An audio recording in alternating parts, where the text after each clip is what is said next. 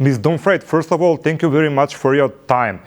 USA has been providing significant financial and military help to Ukraine for almost a year.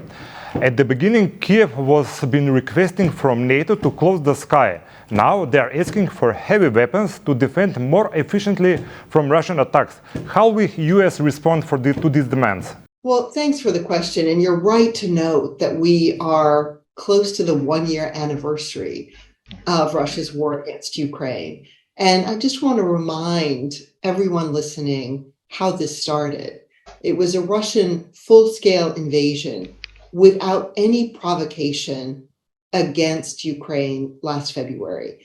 And in my job, this has taken up an enormous amount of attention because the stakes are so high, first and foremost for Ukrainians. And to watch innocent Ukrainians die every day is really painful. So the United States has been all in on helping Ukraine defend itself. And that's why you've seen around $27 billion worth of security assistance go from the United States to Ukraine. And the United States has also built a coalition of about 50 countries also supporting Ukraine. And you've seen the weapons being given to Ukraine change over time as the battle changes. And what we saw the Russians start doing in the fall was not just focus on the battlefield, but launch these deadly barrages against critical civilian infrastructure, particularly energy infrastructure. And so clearly the Russians were looking to plunge 44 million Ukrainians into cold and darkness for the winter. This is horrific.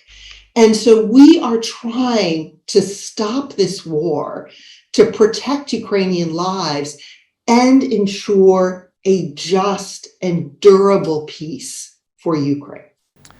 So what is your opinion? What message will we send to the world if Putin is allowed to formally occupy Ukraine? And is there any non-official negotiation channels between US and Russia in order this aggression to finish as soon as possible?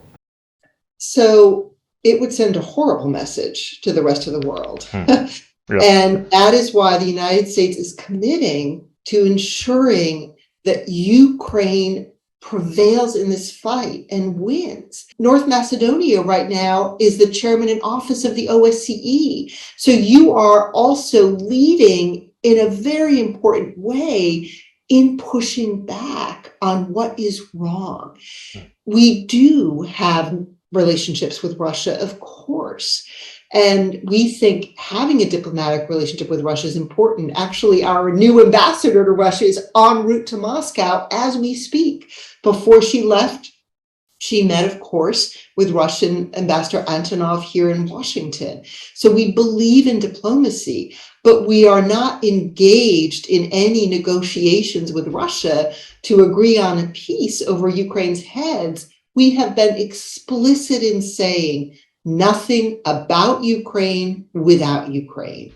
And the only way we can achieve a just and durable peace in Ukraine is with Ukrainians leading that. What do you think? Does the rest of the NATO and the other countries provide sufficient military help to Ukraine? So you're asking me that question. And as an American, I am proud of, well, as a member of this administration, I am proud of what the United States has been providing Ukraine. I think it's extraordinary.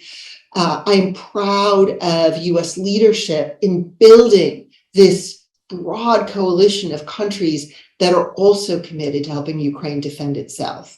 Now, if I were Ukrainian, I would say, you're not giving enough, you need to give more. And I understand that because, of course, it is unjust, it is wrong that Ukrainians are living in this wartime scenario. So I do understand the urgency of getting more equipment to Ukraine as quickly as we can. And I do think if you look at the packages the United States has given Ukraine already this year, that sense of urgency is palpable because there is no indication that President Putin is interested in peace talks. It is, in fact, Ukrainian President Zelensky who's put a peace plan on the table. What Putin has said is, well, we might negotiate once Ukraine recognizes the current territorial realities. So there's no indication Putin is interested in negotiating in good faith. So instead, by all accounts, the Russians are planning an offensive.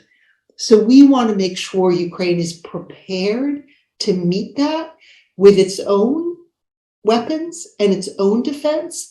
And we want to help ensure that when Ukraine gets to that negotiating table, it is in the strongest possible position. Does the conflict in Ukraine still have capacity to become a regional conflict? And is there any danger of direct involvement of Belarus in this war? So President Biden has been clear that this is not a war between the United States and Russia. It is not a war between NATO and Russia. And I do believe that every NATO ally is in exactly the same place. I also do not think that Putin wants a war with the United States or with NATO.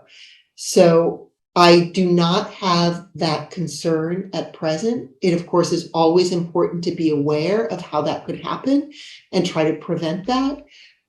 Belarus is in an extremely vulnerable position. It seems clear that the vast majority of Belarusian citizens do not want to be drawn into Putin's war against Ukraine. And that, of course, would be a horrible outcome. And the United States has been explicit with Belarus that that is an outcome that we would react very strongly against. So I do understand your concern about how this could spread to be a larger regional war, but I do not see that as a prospect that is likely.